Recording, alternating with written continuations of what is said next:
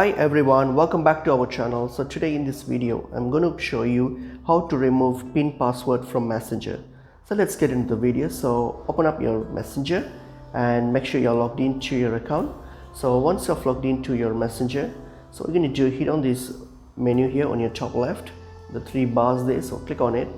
And then here, so what you're going to do, go to the settings on your top right here, the settings option, click on the settings icon.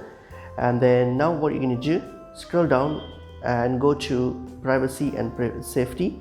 Click on privacy and safety, and then here, so what you're going to do, you're going to scroll down and you're going to, under security, you will see end-to-end encrypted chats. Click on it. Once you click on end-to-end encrypted chats, go to message storage here. So click on message storage, and then once you get to message storage page here, so scroll down and you'll see an option called turn off secure storage. All you have to do is click on turn off secure storage, and then it's going to ask for confirmation. Hit on continue, and that's it. Your pin has now been removed, and that's pretty much it is. It's pretty easy and straightforward. Hope this video was helpful. I will see you in another video. Thank you.